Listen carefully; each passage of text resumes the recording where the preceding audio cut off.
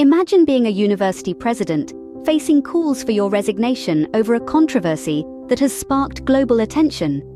Picture being Liz Magill, the president of the University of Pennsylvania, navigating the treacherous waters of a scandal that has ruffled feathers far beyond the confines of her campus. The initial controversy that tugged at Liz Magill's reputation revolved around her handling of Middle East-related issues. With the world watching, Magill found herself at the center of a maelstrom, as her approach to these sensitive topics drew criticism from various corners of the university community.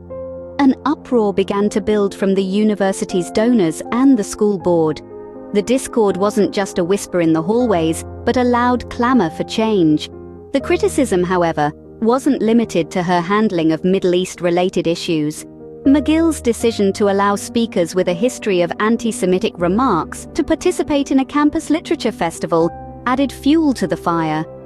This decision was met with a wave of criticism, not only from the university's faculty members, but also from its donors. Their discontent wasn't a mere expression of disagreement, but a tangible threat to the university's financial health, as some donors threatened to withdraw their support. The controversy surrounding Magill was not a fleeting news item, easily brushed under the carpet. It was a storm, gathering momentum, ready to unleash its fury. It was a controversy that didn't just question her decisions, but also her leadership capabilities. And this was just the beginning of the storm that was about to hit Liz Magill. In the eye of the storm, Liz Magill found herself testifying before a House committee about campus antisemitism. There she was, not just representing the University of Pennsylvania, but standing as an emblem of all university presidents, articulating her stance on a pressing issue that has been causing ripples of unrest across the nation. In her testimony, Magill made a statement that left many astounded, and some, quite frankly, outraged. The question was simple: would calling for the genocide of Jews violate the university's code of conduct? One would expect an immediate and unequivocal yes, but that was not the response that echoed in the halls of the House committee. Instead, Magill stated that the answer to that question would be a context-dependent decision. A context-dependent decision, that phrase in itself was loaded with ambiguity. This declaration was met with a wave of backlash. Critics argued that the very notion of genocide, irrespective of context, directly violates basic human rights and should, therefore, unequivocally breach any code of conduct. The fact that Magill did not outrightly condemn such a call was seen by many as a failure to take a strong stance against anti-Semitism. The university's code of conduct, like any other, is designed to promote a healthy, respectful, and inclusive environment. It is meant to safeguard the rights and dignity of all individuals, irrespective of their race, religion, or ethnicity. This context-dependent response led many to question whether the university's code of conduct was robust enough, or if it was a mere facade, unable to protect its students when it mattered the most. The aftermath of her testimony was a surge of calls for her resignation, intensifying the pressure on Magill. Her words had not only failed to quell the controversy, but had instead fanned the flames further. Her attempt to clarify matters had done the opposite. It had thrown her deeper into the vortex of criticism. But did this testimony alleviate the pressure, or did it add fuel to the fire? One thing became clear: Magill's position was looking increasingly precarious.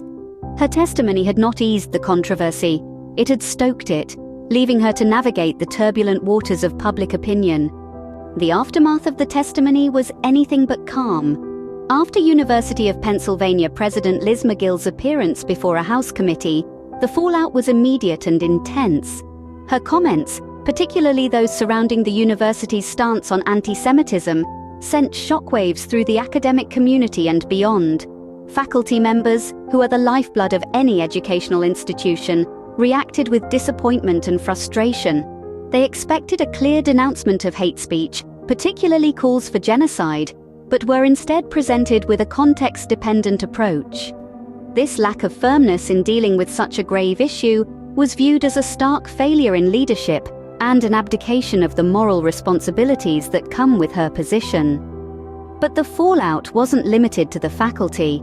The university's donors, many of whom are deeply invested in the institution's reputation and values, expressed their discontent in no uncertain terms. It's one thing to support academic freedom and open debate, but quite another to allow a platform for hate speech. Some donors went as far as threatening to withdraw their support, a move that could have significant financial implications for the university. The public reaction was just as severe. Social media was awash with criticism towards Magill, with calls for her resignation growing louder by the day. Her inability to take a clear stand against anti-Semitism, especially in the context of a call for genocide, was viewed as a distressing example of moral relativism. The fallout from her testimony exposed a deep divide within the University of Pennsylvania community, and indeed, the wider academic community. It also underscored the magnitude of the challenge that lay ahead for Magill. With pressure mounting, Magill was left with the task of trying to mend fences. In an attempt to quell the rising tensions, Magill made a move that was meant to calm the storm, to ease the uproar, to answer the critics, a move that would either save her position or further fuel the calls for her resignation. Magill decided to clarify her stance, to reframe her words, to provide context to her controversial statement. She released a video. In this video, she stated that any call for the genocide of Jewish people would indeed be considered harassment or intimidation.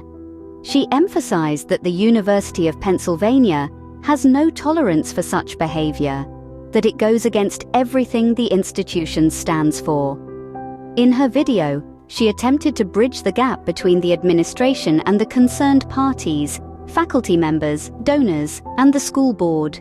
She tried to paint a picture of a university that values diversity, that respects all cultures and religions, that condemns hate in any form.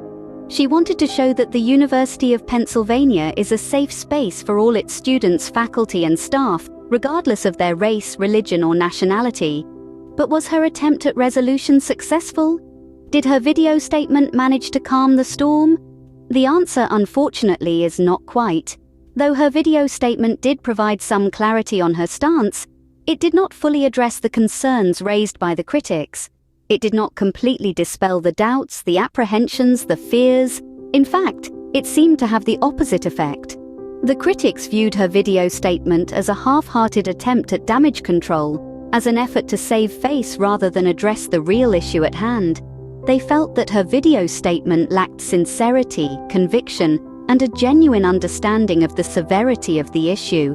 So, instead of quelling the rising tensions, Magill's video statement seemed to have further exacerbated the situation. The calls for her resignation did not die down. On the contrary, they grew louder, more insistent. But was this enough to placate the critics? The answer, it seems, is a resounding no. Despite her attempts at resolution, the controversy continues to rage on, casting a dark shadow over Magill's presidency and the University of Pennsylvania. Despite efforts to resolve the situation, the calls for Magill's ouster have only grown. The uproar surrounding University of Pennsylvania President Liz Magill's handling of anti-Semitism on campus has not subsided, but rather intensified. There are increasing demands for her resignation, echoing from various corners of the university community and beyond. The University of Pennsylvania Board of Trustees has found itself in a difficult position. While they have convened to discuss Magill's status, they are yet to make an immediate plan for leadership change. It's a precarious balance between addressing the concerns of the university community and maintaining the integrity of their leadership. So why is Magill facing more pressure than other university presidents over anti-Semitism? It's a combination of factors. Firstly, the controversy was ignited by her refusal to explicitly state that calling for the genocide of Jews would violate the university's code of conduct during a House committee testimony. This, coupled with the fact that she allowed speakers with a history of anti-Semitic remarks to participate in a literature festival on campus, has put her right at the center of a storm. Secondly, her attempts to resolve the issue have been seen as inadequate. Her statements, which were meant to allay concerns, have failed to satisfy both sides of the debate.